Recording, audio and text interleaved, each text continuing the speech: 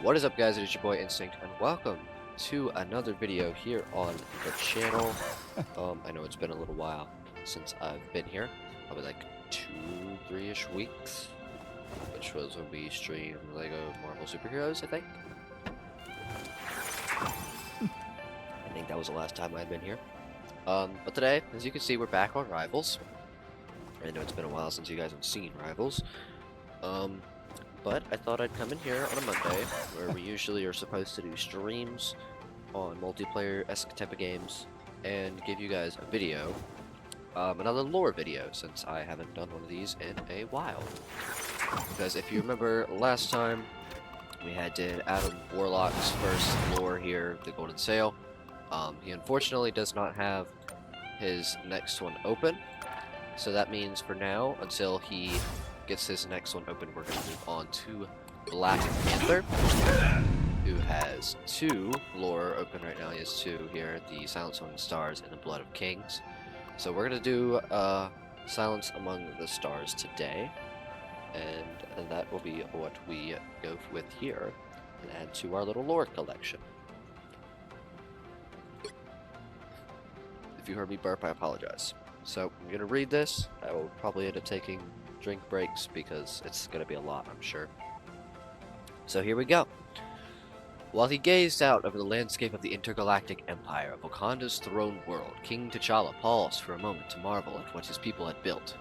His mother had always dreamed of reaching the stars, but T'Challa and his sister Shuri, along with countless brilliant Wakandan scientists and engineers, had finally made that dream a reality. As Wakanda's influence spread across the galaxy, bringing more people and planets under their banner and their protection, the Wakandan ideal, progress, and tradition intertwined, science and magic woven together, remained the pillar of the empire. T'Challa did his best to embody both sides of the nation's complex heritage, but on occasion he found the two at odds. Today, T'Challa stood in the Hall of T'Challa, listening for ancient voices that would not speak to him.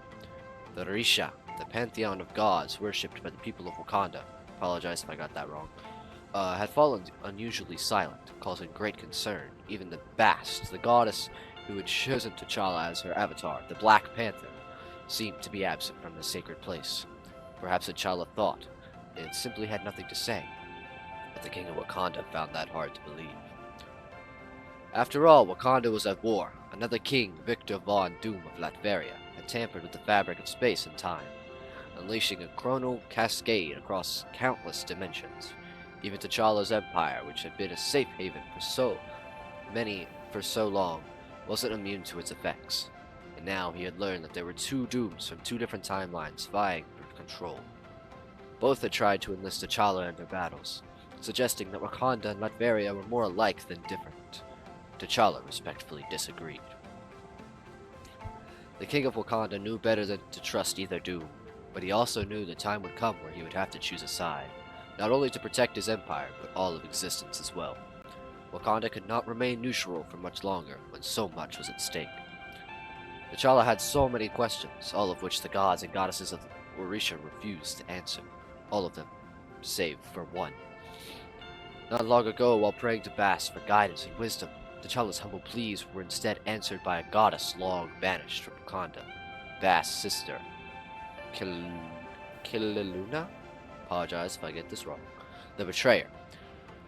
Her quest for vengeance against her sister had led to Killaluna's ruin centuries ago, and her name had rarely been uttered by people of Wakanda since.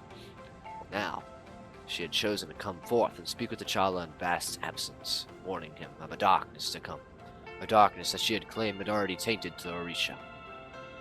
T'Challa didn't know what to believe, certainly not the words of one as treacherous as Killaluna.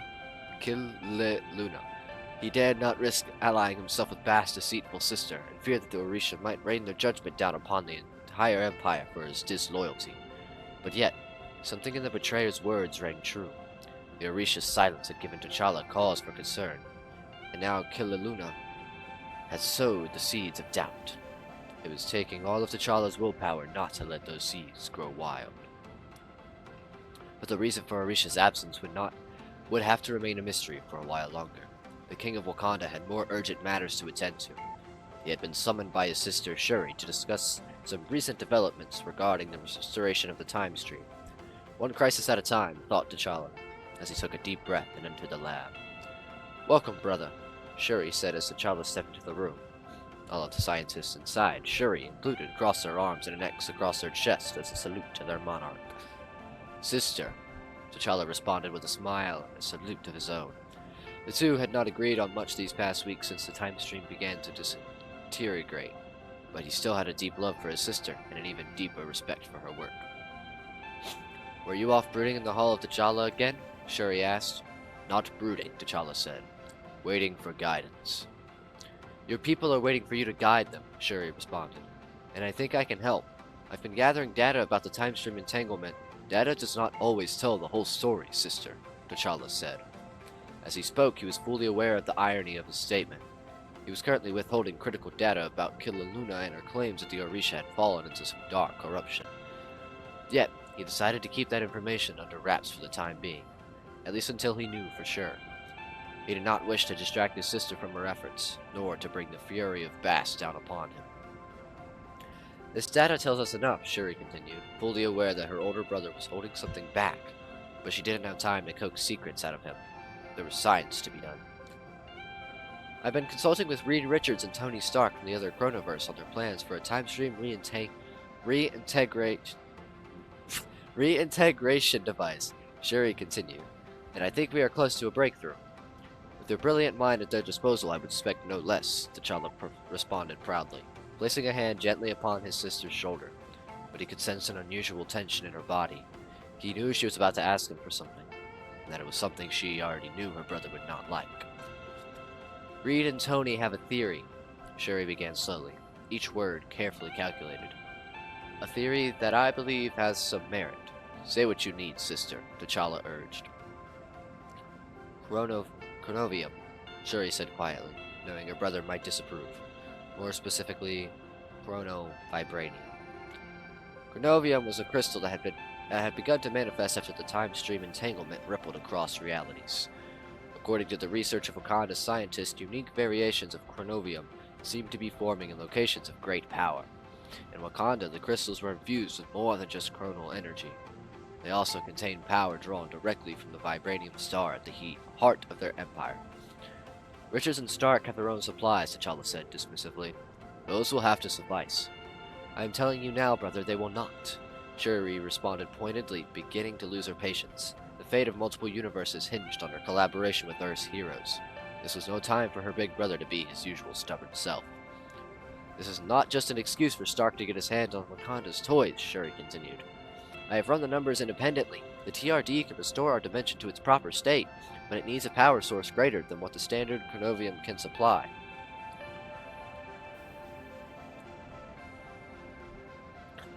"The answer is no," T'Challa said firmly. "Then the question is why," Shuri said, pushing back. Whatever T'Challa was hiding from her, she wasn't about to let it bring about the end of all that is. If there was a way to get through to her brother, as there always had been in the past, she had to find it. "I cannot say," T'Challa replied. "Not for certain, at least. But I have reason to believe that there's a greater darkness awaiting us, Shuri. Something even the gods themselves may not be able to protect our people from." "Then let us protect them together," Shuri said. "For now, this is a matter I must face alone," T'Challa replied. "How many times must I remind you, brother?" Shuri asked. "You are never alone, and neither are we. Wakanda is no longer an isolationist nation. We are a galactic force. If we wish for this empire to stand, we must begin to act as such and lead by example. That starts by sharing our resources with those in need." "We still know too little about the power of chronovibranium," T'Challa said, softening slightly. "We cannot risk it falling into other hands, even trusted ones, until we do." "But," Shuri interjected. "But," T'Challa continued, "you have my permission to further your research on these crystals in hopes that we can safely unlock their secrets in order to pass them along." "And until then?" Shuri asked. "Until then, I offer our allies unlimited access to Wakanda's greatest resource," T'Challa said. "You." Shuri wanted to scream in frustration at her brother, but instead, she bit her tongue and took the compliment. After all, coming from T'Challa, those were almost as rare as heart-shaped herbs. As T'Challa left the lab, Shuri let out a sigh of frustration, knowing how much work she had ahead of her. But the king himself breathed a sigh of relief, knowing the fate of the Empire was in good hands. At least for the moment. With Shuri busy researching chronocrystals and engineering universal solutions, T'Challa could turn his full attention to the larger threat looming on the horizon. Even the pair of dueling dooms would have to wait until he could identify and locate the great source of darkness of which he had been warned. But how? T'Challa dared not reach out to Killaluna for answers. Totems of Bast are everywhere in the Empire. Even if she was not eager to answer his prayers, the Panther Goddess was surely listening to his every word, and she would not take kindly to his betrayal.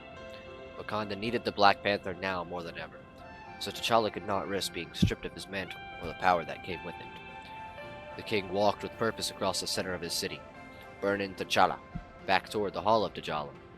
As he passed by, he paused at a panther statue, placing his hand gently upon its head. "Where are you, Bast?" T'Challa said out loud as he gazed into the eyes of the vibranium sculpture. "I am here," a voice replied.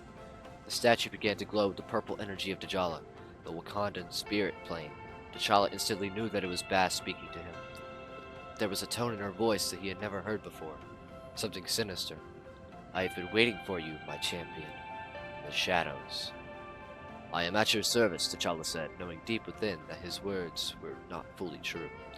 Yet he knew that he must continue to feign devotion to the tainted goddess until he discovered the truth about her current state. "And you have served me well," Bast replied, her words dripping with darkness. "But you are not the only king in black that I have come to favor." As Bast spoke, the sky began to grow dim. Instinctively, T'Challa looked up toward the Hall of T'Challa to see tendrils of ebony energy ensnaring its sacred spire. He didn't know if this was yet another side effect of the time stream entanglement, or if it was the first signs of the dark presence that of which Killaluna alluded. But T'Challa knew he had no time to waste either way. The fate of the Empire depended upon his immediate action. The Black Panther sprung forward, racing into the Hall of T'Challa. T'Challa did not know what awaited him within, but he did not fear it. Not even the gods themselves could prevent him from protecting his people in their time of need. Even in the face of the greatest threats the universe had ever known, there was only one thing to which T'Challa would pledge his loyalty. Not Doom, not even Bast, just Wakanda. Forever. Alright, and that is the Silence Among the Stars lore entry. So next time we are going, unless there's another Adam Warlock that somehow appears, we are going to be doing the Blood of Kings. So that will be very, very interesting. So I thank you all so much for watching. I really do appreciate the support here on the channel. Even if I do disappear for a while and come back and do all that nonsense. But thank you all so much. And I will see you guys in a little bit. I will see you guys later. Goodbye, guys.